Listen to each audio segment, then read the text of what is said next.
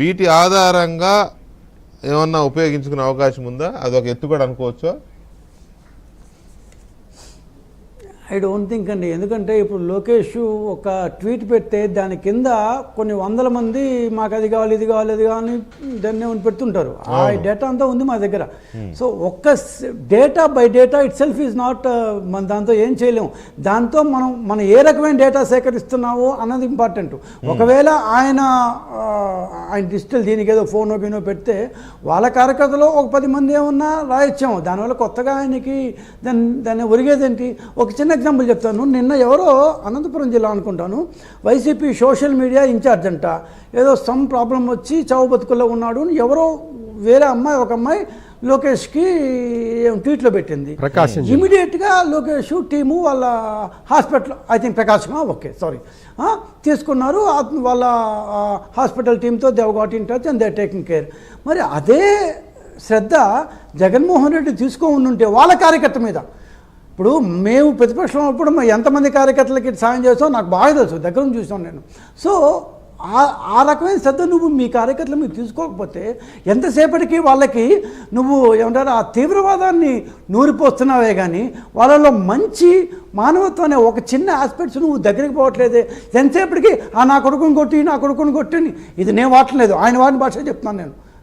ఇట్లాంటి భాషను ఉపయోగించి నువ్వు నీ యొక్క కార్యకర్తలంతా అంటారు, ఏ వయసు వాళ్ళు నాకు ఐడియా లేదు కానీ మీరు చెప్పిన డేటాబేస్ వస్తేనే ఆయనకి ఏమైనా వస్తుందేమో. కానీ దానివల్ల ఆయన ఏం చేయగలడు? Is not going to really do anything with the data by it self ఏమీ యూజ్ కాదు.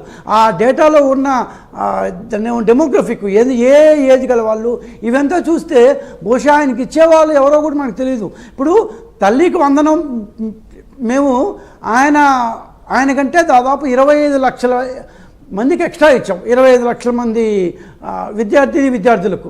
ఇప్పుడు దానికోసం అని చెప్పి మా మీద కేసు పెడతాడా? రాష్ట్రంలో ఎక్కడ ఏమి జరిగినా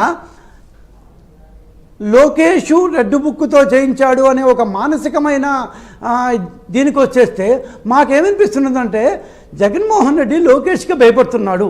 please take the statement very seriously.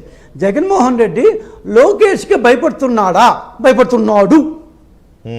లేకపోతే ప్రతిదానికి ఇంకా ఏమీ లేనట్టు చివరికి ఆయన రెడ్ బుక్ కూడా భయపడి దానికి ఒక ఆల్టర్నేటివ్ తేవాలంటే ఎంత అతని సైక్లోకి అతని మానసిక స్థితిలోకి లోకేష్ ఎంతగా దూరిపోయాడు చూడండి. అవును, లోకేష్ ఇప్పుడు తిట్టాడేమో దాన్ని ఏమండి ఫోన్ చేసి ఆయనతో ఎందుకు పోలుస్తున్నామని. అట్లా కాదు నా ఉద్దేశం. అంటే అతని మానసిక స్థితిలోకి జగన్మోహన్ రెడ్డి యొక్క మానసిక సైక్లోకి లోకేష్ అనే ఒక పేరు ఎంతగా ఇంపాక్ట్ చేస్తుందంటే లోకేష్ చేస్తున్న ప్రతిదానికి ఆయన యాంటీగా ఒకటి చేస్తున్నాడు. అంటే the impact of Lokesh and his daily working pattern ఎంతగా మారిపోయిందో చూడండి. నేనేదో సైకోఫెన్సీ కోసం చెప్పట్లేదు. మీరు ఫ్యాక్ట్ చూస్తే ప్రతి విషయం, ఇన్ఫ్యాక్ట్ ఆయన చంద్రబాబు గురించి మాట్లాడడం మానేశాడు, లోకేష్ గురించే మాట్లాడతాడు ఇవాళ రేపు. సో ఏ బేసిస్ మీద? ఇప్పుడు ఆయన చెప్పినట్టు వైసీపీ ఓటర్లను కూడా టీడీపీలోకి మార్చేస్తాడు లోకేష్ అన్న దుగ్ధం మారుందా ఆయన చూస్తుంటే?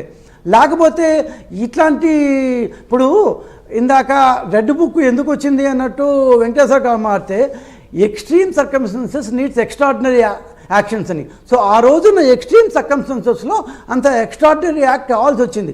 కానీ మేము రెడ్ బుక్ కంటిన్యూ చేయలేదు. మేము రెడ్ బుక్ ఎలక్షన్స్ దాకే ఉంచాం. ఆ తర్వాత మేము కంటిన్యూ చేయలేదు. ఇందాక చాలామంది చెప్పినట్టు దాంట్లో చాలా పేజీలు ఇప్పటికీ మేము అటెండ్ చేయలేదు. ఆ రోజు చేసాము, కొన్ని చూసాము, కొన్ని యాక్షన్ తీసుకోలేదు. దానికి మీలాంటి వాళ్ళు కూడా మమ్మల్ని రోజు ఎగతాలు చేస్తూనే ఉంటారు. I agree that. కాకపోతే ఎంత కావాలి, ఎంత బ్యాలెన్స్ చేయాలి అని ఒక గవర్నమెంట్లో ఉన్నప్పుడు కాకపోతే ఇప్పుడు జగన్మోహన్ రెడ్డి గారు ఏమీ స్టార్ట్ చేయకముందే ఆయన డిజిటల్ బుక్లోకి వందల కొద్దీ వేల కొద్దీ ఎంట్రీస్ వచ్చేసినట్టు, ఆ వచ్చేసిన ఎంట్రీస్ని ఎక్కడున్నా సప్త సముద్రాలు అసలు ఏమీ జరగలేదు. ఇంకా ఆయన దగ్గర ఎంట్రీలే అసలు రాలేదు. రాష్ట్రంలో ఏ రకమైనది లేదు.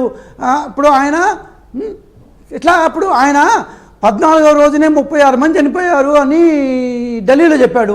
వాళ్ళ పేర్లు చెప్పాబు అంటే ఇప్పటిదాకా చెప్పలేదు. ఆయన ఒక ప్రతిపక్ష ఒక బ్లేటెంట్ ఒక ఎలిగేషన్ వదులుతారు తప్ప దేనికి ప్రూఫ్ చూపించారు కదా. రైట్, ఫైనల్ గా వెంకటేశ్వర ఇవాళ వచ్చిన డిజిటల్ బుక్ కూడా